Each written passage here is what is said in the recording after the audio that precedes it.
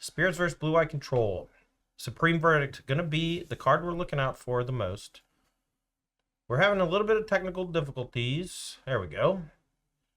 On your left, Dustin Endicott playing the Azorius Spirits deck. Brandon Carpenter on your right with Azorius Control. Neither player with a 1-mana play, but here comes a 2-drop. I don't know what this card is. I have no clue. Ross, you want to take a look at the deck list, see if you can parse it out. We're going to go back Brandon Carpenter's way. Both players are 3-1 here. They've had a good day so far, but we're getting to the make or break rounds. I am going to say that is... Denick, Pious Apprentice, apparently. I thought this was Azorius Spirits. Do we have the wrong player? Nope, maybe they're just playing Denick in their deck. It's fine. Brandon Carpenter has Censor for the Spell Queller. We're back Dustin Endicott's way. Okay, I was wrong. It's Dorothea, Vengeful Victim. So this 2-mana 4/4 flyer, when it attacks or blocks, you sacrifice it at the end of combat. I was wondering how it died, but that makes way more sense. I did not know that this was a card. The backside, Dorothea's Retribution, is an enchant creature. When this creature it basically becomes Geist of Saint Traft. Okay, I get it. All right, makes sense. Another Spell Queller gets countered. And those are pretty good trades for Brandon Carpenter. A Spell Queller, one of the scarier cards from Dustin Endicott, one of the few cards that can answer a Supreme Verdict. And so he has done a very good job here of keeping the pressure off and making his land drops, getting into the mid-game at a healthy life total. Gotta like his spot here. All right, a third Spell Queller cast during the end step, and Brandon has the answer. Absorb. These 2/3s normally very good at being reactive, but only good at being reactive if you have pressure on the battlefield. Dustin untaps, plays Mausoleum Wanderer, and we're going to pass the turn back to Brandon Carpenter. See if he wants to answer this. Has a temporary lockdown in hand, but might want to try to snag 2 creatures with it later. Decides to go ahead and fire it off. Wants to use that mana efficiently. All right, lockdown resolves. Going to play another Ragran Triumph and back Endicott's way. Not a whole lot of pressure from Dustin, and Brandon Carpenter here looks like it's going to be clean living. Has a Skyclave Apparition for the temporary lockdown, so that's going to bring back the Mausoleum Wanderer, but if Skyclave ever dies, Brandon will unlock a 3/3 blocker. Unfortunately, not flying, even though it is a spirit, so the token can't block. Yeah, and, this really isn't a ton of pressure with just the Apparition and the Mausoleum Wanderer. With the Carpenter at 19, he's going to have plenty of time to find his sources of card advantage, to find more answers. And I see in his hand, even the Shark Typhoon is going to be a hard thing for Endicott to get through, though the Shacklegeist do help out there. So potentially Endicott's sniffing out this Shark, playing the Shacklegeist pre-combat, not only being able to get through the Shark, but also pumping this Mausoleum Wanderer. All right, so this is a 3/3 Mausoleum Wanderer, but Endicott misses the tap effect. Probably said that's fine. And unfortunately for him, going to lose that Mausoleum Wanderer. Back Brandon Carpenter's way, we're going to draw. See if he wants to deploy a sweeper here. No, I saw a Farewell last turn. And with the Mausoleum Wanderer gone, the shields are down on there. We can... Yeah, but with a 4/4 flyer in play, no reason to play the sweeper. The board is stable. Let's get this Planeswalker down. Teferi, Hero of Dominaria. Yep. Love this play. We've got the window with Endicott tapped out, and now you can just start drawing 2 cards a turn and pull away in game 1 very quickly. All right, so now he's going to use the Shacklegeist to tap the Shark. We're going to untap 2 lands from the Teferi, and we're going to go back Endicott's way. Let's see if he has some interest in shoving at the Teferi. Something like the Wandering Emperor could be pretty bad here for Dustin Endicott, because not only would it protect the Teferi from dying, it would also potentially unlock the Skyclave Apparition's 3/3. Players just shuffling dice around there. We use white dice for +1/+1 counters, black dice for -1/-1 counters, and Planeswalker loyalty. All right, well, we're going to be using the Disturb from the graveyard to turn this creature into essentially Geist of Saint Traft. Let's get that card back on the screen, the backside specifically, just because it is the relevant text for now, and Brandon Carpenter is going to have to figure out if he wants to stifle this. Yeah, this is the big turn. Looks like he's going to use an absorb on it, but that is going to leave the Teferi vulnerable. We've got 6 power on Endicott's side of the battlefield, so All right, well, it decides to go for an absorb. So now these 6 power worth of creatures can just get on in there and kill the Teferi, unless Brandon has some sort of 1-mana interaction. Well, thanks to Pleasant Company for the new sub. Welcome. Glad to have you. Enjoy the no ads. All right, Teferi down. That's step 1 for Dustin if he wants to get back in this game. Brandon Carpenter with a potential sweeper at the ready. The Shark Typhoon doesn't look great in the face of 2 Shacklegeist. yeah, maybe this is the turn for the farewell. Yeah, he's really in the tank on it, you know. Decides to just pass turn. Gonna wait at least one more turn for Dustin to overextend into the Wrath. Okay, here's okay. I think we're gonna try to get aggressive here. Yeah, tap the Skyclave to the Shacklegeist. That'll gonna open up an attack for 4. Carpenter with plenty of life to play with, only gonna drop to 15 from this attack. Yeah, and another Shark Typhoon there would have really bit him. So interesting that he made this attack now, but not earlier. And that, to me, that feels like earlier he thought maybe he had some leeway to not attack, and now he knows he's under the gun and has to get aggressive. Castle of Antris activated on the end of the turn. Looks like he split the 2 cards on the scry, one top, one bottom, which means he's drawing a good one. All right, let's see what it is. Brandon gonna thumb through his hand, trying to figure out the best play. We know he has the Farewell that he can cast as a cleanup, but 2 mana on tap for Dustin maybe has some sort of counterspell that can stop it. Shark gonna come in. To me, that signifies that he wants to play Sweeper this turn, try to get that temporary lockdown. That's gonna take care of all the Shacklegeist if it resolves, and the Shark token. But the Skyclave Apparition is still around. Yeah. 2/2, not particularly threatening here, so Carpenter, once again, very stable, has plenty of mana, and has this Castle of Antris to dig for more gas and more answers. Endicott's going to have to come up with a lot of pressure really quickly to have a chance at taking this first game. All right, Dustin going to attack for 2. And no play, but the deck does operate at instant speed. We're going to have Geistlet Snare on that Memory Deluge, and that's going to counter it. Back Brandon's way. The Castle of Antris, another one of those lands we talk about being a key factor for this deck, just giving you something to do with your mana when your opponent doesn't interact with you. Yeah, and it's particularly important here because Carpenter actually kind of flooding, has a Farewell in hand, but not really a great battlefield to cast it on. Oddly decided to shock with that Hallowed Fountain. So probably wants to flashback Memory Deluge and be able to pay 2 or 3. Yeah, pay 3 for a Geistlight Snare. That makes sense. All right, so heads up play there. This Deluge is going to be on the stack. The flashback allows you to look at 7 cards instead of the original 4 because it's based on mana spent. Unfortunately, it's not very good with Mind Splice Apparatus. I've been trying to get that deck going, and the fact that one of the premier draw spells in the format is weaker when the cost is reduced instead of stronger, it's making me want to try out weird stuff. I've been thinking about Hieroglyphic Illumination. What do you think about that? I'd say I should play a different I deck. don't want to probably. put Hieroglyphic Illumination in my deck. What if I'm playing Torrential Gearhulk also in Magnum Opus? Magma Opus I can get behind. All right, back Carpenter's way. Found 2 goodies. Found a Wandering Emperor and a Shark Typhoon. Not bad. Honestly, I think that'll be enough to take this game. There's even a Supreme Verdict too if he wants to cast that one before he starts. Yeah, might as well cast it. Has another Sweeper in hand and wants to start, developing his own battlefield so the Sweepers lose some value. So yeah, let's cast it as a 1-for-1. I'll get a 3/3. Now I've got a 3/3. I've got a Shark token. I've got a Wandering Emperor. Not much that Dustin's deck is going to present that can stand up to those cards. All right. And Carpenter's going to pass back. We got Rattle Chains during the end step. We got another Rattle Chains during the end step. Carpenter here, not super worried about those. Does have another Sweeper in him, but also has access to a Shark Typhoon, which can jump in the way and munch on one of these Rattle Chains. All right, here we go. 4/4 Shark.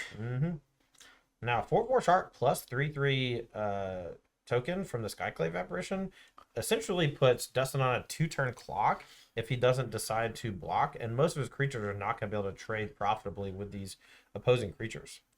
Yeah, and I think we will see Brandon turn aggressive here, especially with the Wandering Emperor back. Not really any fear of dying to some strange combination of cards out of Endicott. One thing that's important to note. Oh, plays it defensively. Okay. I don't mind that play. You know, it's very hard to lose at this point, but I do like getting a little bit aggressive. What you'll notice here, though, is that Dustin Endicott drew a bunch of the cards that are traditionally good in this matchup. Things like Rattle Chains protect you from spot removal, and Spell Queller can actually stop Supreme Verdict, a card that's really, really strong against you. But essentially had to use all of his cards in the wrong order and didn't get any value from any of the enters the battlefield effects. Rattle Chains never stopped anything. Spell Queller never countered anything. Yeah, they were just really, mediocre flash flyers. And in this matchup, Endicott needs to get full value out of his cards. All right, we're going to end a turn, play the Wandering Emperor, and activate Castle Vantress, making a 2/2. And now I think we're going to start jamming in. We can put a +1/+1 counter on the Samurai, give it 3 power so it can attack into this 3 toughness Empyrean Eagle. Give them a white die for that, please. Maybe people stole all the white dice. All right, here we go. Slamming in. The Samurai has Vigilance and First Strike from the plus. This is not quite a lethal attack, so if Dustin wanted to soak it, he could, but he's going to go ahead and throw the Rattle Chains in front of the Shark to prevent some damage. This might buy him 1 extra turn in the long term, but without stuff like Collected Company in this blue-white build, I don't know that he has like a draw that gets him out of it. And he's going to pack him in. Just not much in the way of interaction in the main deck or ways to create a huge battlefield. The Azorius deck, that's why it relies on getting value out of those tricky threats like Rattle Chains and Spell Queller, because you don't have Collected Company like Bant Spirits, nor do you have, a good amount of removal back, things like Brutal Cathar like the Humans deck has. Now, is he playing the version that has a bunch of Curious Obsessions and things like that? I do not believe so. Okay. This just has the Geistlight Snare. It's more of a creature-heavy build. I will pull up his list. Yeah, just flash creatures and a bunch of counterspells seems like a winning recipe most of the time. Does have Skyclave Apparitions as their the removal spell of choice, but that doesn't really do much against Shark tokens. So let's take a look at what Dustin Endicott has in the sideboard of his Azorius Spirits deck. Looking at it, I see 1 Remorseful Cleric, 1 Catilda Dawnheart Martyr, 2 Light of Hope, 2 Calamity's Wake, 2 Hallowed Moonlight, 2 Lofty Denial, 2 Test of Talents, 2 Seal Away, and 1 Staggering Insight. I definitely like the Lofty Denials. I definitely like the Test of Talents. I like the Staggering Insight. And honestly, I might like the Hallowed Moonlights just as a low opportunity cost way to stop Shark tokens. Yeah. Because Shark tokens are so problematic for you. No, I agree. Shark Typhoon really shines in blue v blue matchups. Normally, counterspells are a great way to stifle board development, but Shark Typhoon has the uncanny ability of being uncounterable while making a giant shark and drawing a card. So it's weird that you don't often see spells that are primarily cast or used from their alternate costs. The first one that I recall that happening with was Decree of Justice back in the day. Decree of Justice was almost always cycled instead of cast, very similar to Shark Typhoon in that regard, and both being a cycling effect means that counterspells don't work against them. But Hallowed Moonlight does, so I do like that. Yep. And then on Brandon Carpenter's side, I see 2 Aethergust, 1 Baneslayer Angel, 1 Brimaz, King of the Oreos, 2 Disdainful Stroke, 2 Dovin's Veto, 1 Farewell, 1 Lyra Dawnbringer, 2 Rest in Peace, 2 Settle the Wreckage, and 1 Temporary Lockdown. So he's not doing the cat plan? No, got on the Angel plan, which might be better in this matchup. Not a lot of ways to deal with those Angels out of the Spirit stack, really just locking them down with Shacklegeist. So we might see the Angels come in here. I could also like the Temporary Lockdown, and I like the 2 Settle the Wreckages. Yeah, a lot of options, and it just depends on how you want to attack the matchup. I felt like the Sweepers did pretty good in that game.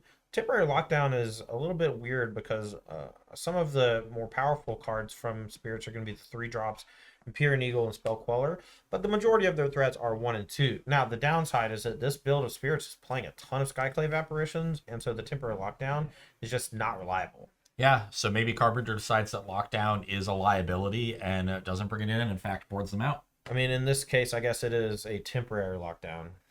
It's always temporary, Todd. Well, it's in the name. It says it's temporary, but it's not until it dies. Yeah, or until the game ends. One of those has to happen. Yeah. All right, so both players here shuffling up for game number 2. Brandon Carpenter on your right with Azorius control took game 1 in impressive fashion. We did see perhaps a small misstep from Endicott early in the game, allowing that Mausoleum Wonder to get eaten by a Shark Typhoon instead of tapping down the Shark. But Brandon Carpenter pretty happy about it and was able to secure the dub as a result. Now, I think the trick here for Dustin, he's going to mulligan to 6. The trick for him will be to get early pressure down and then use those Geistlet Snares and Spell Quellers as reactive measures instead of proactive measures. So it never feels good to play a Spell Queller with no target on the stack. Yeah, and so being on the play, very important here for Dustin Endicott. Unfortunately, taking a mulligan. But if he gets enough, sort of 2-for-1s, Rattle Chains, protect my creature for a removal spell, Spell Queller, stop your Supreme Verdict, that can undo a mulligan relatively quickly. All right. Looks like Brandon has kept his 7. We'll see if Dustin likes the 6 in just a moment. I don't think control players ever mulligan. Well, I, as a control player, have kept 7 lands before, so I think the only time you don't want to keep with as a control player is when you only have 1 land or no lands. All their hands are the same. It's always 3 or 4 lands and 3 or 4 spells. Well, it certainly helps when you get to play lands that double as spells, Like, I don't know. I love Jawari Disruption. I don't think Brandon Carpenter's playing it, but, like, just the fact that that card exists gives you 4 ways to interact on turn 2 in a very powerful way that also just allows you to hit every land drop, Most of the time people playing Blue Eye Control play Censor, but I'm a big Jawari Disruption guy. Carpenter actually eschewing both, only 1 Censor, 0 Jawari Disruption. All right, Endicott goes for a turn 2 Rattle Chains. We're going to pass back. This is going to resolve and start applying some pressure. We'll see if Carpenter has the answer. Here comes the Supreme Phantom. It's going to juice the Rattle Chains by 1. We're slamming for 3. And we'll be back Carpenter's way. Carpenter actually opting for a build of Azorius control that plays 9 different Triomes and Leyline Binding. Wow, I didn't even realize that. I don't think we saw Triumph. Oh, we saw Rogran Triumph last game. Yeah. All right. He's got 3 Rogran, 3 Sparus Headquarters, 3 Rafine's Tower. Nice. So Leyline Binding can get, domain, but it's a little bit difficult. We're going to cycle the Sparus Headquarters. We're going to draw looking for Supreme Verdict or something to do here on turn 4. This is a game that is much more like how Dustin Endicott wants them to go. Carpenter, not much in the way of early interaction. Endicott's able to get some creatures down and now hold up reactive cards. We do see a Supreme Verdict for Carpenter, but Supreme Verdict can get exiled by Spell Queller. Yeah, Spell Queller has this pretty sweet little side effect, but doesn't go for it. Decides to just pass the turn, and Dustin slams another Rattle Chains. Gonna be swinging in here for a bunch. Is that in Calamity's Wake? That is a Calamity's Wake. Can we bring that one up the screen? All right. So, Calamity's Wake. 2-mana exile graveyards. Players can't cast non-creature spells this turn. Exile Calamity's Wake. So I guess Endicott, fearful of a Settle the Wreckage here, trying to stop that one. Okay. And instead running into this Shark Typhoon, though. Shark just going to trade for one of these Rattle Chains. Oh, yeah. It's way, way better when you're trading as opposed to getting your creature eaten. But still, good sequence for Brandon Carpenter, even though he hasn't done a whole lot this game. 1 Rattle Chains down. Got to make sure to clear that. Yeah, Rattle Chains is a 3/2. Yeah, it's 3/2 versus 2/2. All right. Yeah. Failure to agree on reality, and we figured it out. All right, here we go. Brandon Carpenter, what you got? Shields are mostly down.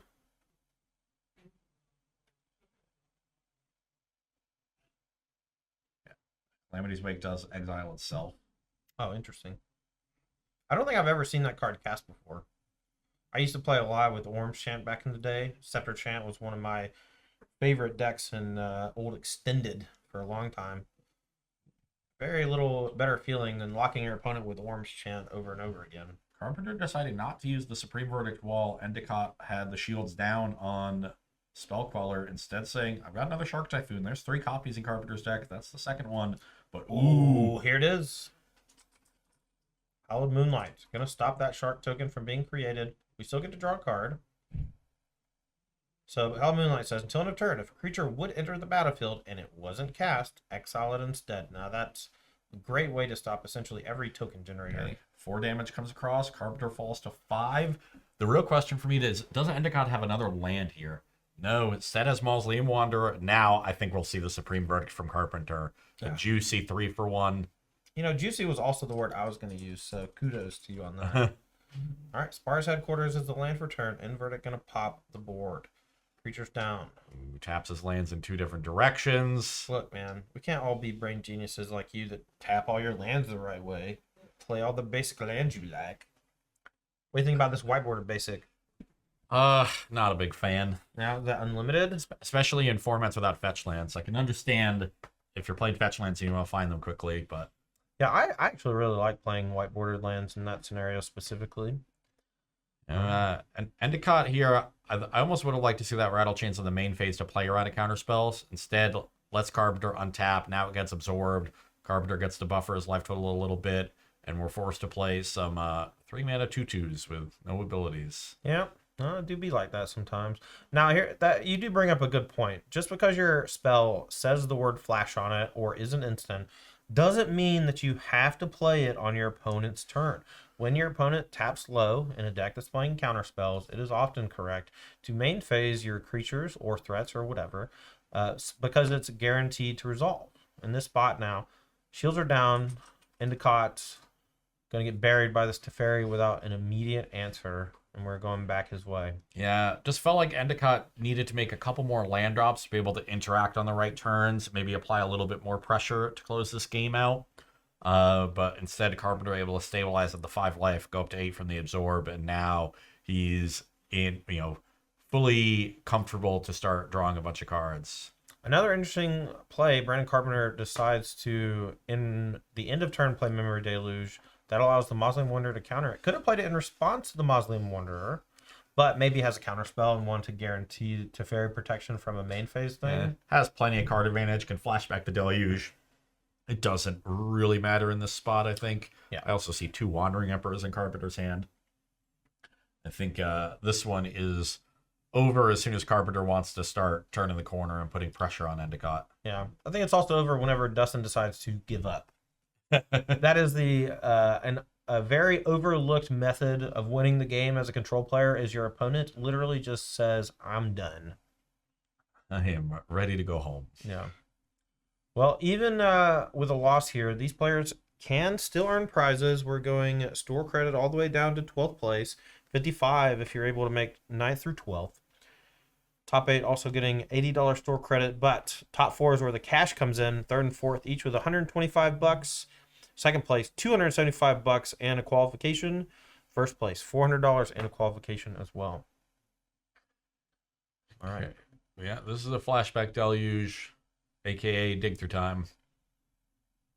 All right. So Ross, you're an avid basketball watcher. If you had to describe what's happening right now in basketball terms, what would you call this? We call this garbage time. Garbage time. This is when the coaches pull the starters and you see the bench come in. Yeah. Which can be fun because the bench players are sort of playing for their roster spots. So even though the game is out of hand, they play hard. Well, I love when backups come in. It happens a lot in college football. Games are just sometimes really lopsided. When you play week 2 against the Citadel and you're pounding them 63-2. Yeah, then you get to see 2. Do you think they're going to get a dink on us? Are you kidding me? I was wondering if you would say anything about that. Took me a second. I was like, there's no way. We have a hard catch Shark Typhoon. See, now Shark Typhoon's going to start showing off, right? Because this is garbage time. Carpenter for the chat, hard casting the Shark Typhoon. A fan favorite play. Yeah. Whenever Shark Typhoon first came out, I was watching Aspiring Spike play a bunch, and I know that Reed Duke was also known to be saying that you should never hardcast Shark Typhoon. This is an embarrassing play of Skyclave Apparition into a battlefield of 3 non-land permanents, all of which have mana value greater than 4. Wow. So the Shark Typhoon gets to trigger off of the Leyline Binding. That's going to make a 6/6 Shark. That's an interaction that I hadn't seen before and one that's pretty sweet. Oh, now I'll make a 4/4 shark. Eat your heart out, Pro Tour champion Reed Duke. Maybe you should hardcast some shark typhoons more often. Yeah, this looks pretty juicy. But as we said, the game has basically been over for a few turns. We're just waiting for Dustin to tap the mat. Yeah. All right. I think we even forgot to activate this Wandering Emperor. It just doesn't matter. Just take some game actions, please. All right. Here comes at least a 10 ball. Teferi's going up to 8. It's going to threaten ultimate. We're going to end the game pretty quickly here. I don't think this Azorius Spirit stack has anything really that can stop these tokens from jamming in. And there's a Test of Talons. Test of Talons looks pretty bad against Shark Typhoon. Yeah. Gotta say. I'll play nothing but enchantments and planeswalkers. Tough stuff for Dustin Endicott. And with that, his tournament is likely over. But his opponent with blue-white control going to 4-1. One round of Swiss left to play. Likely able to draw into top 8 next round and potentially be playing for one of those slots.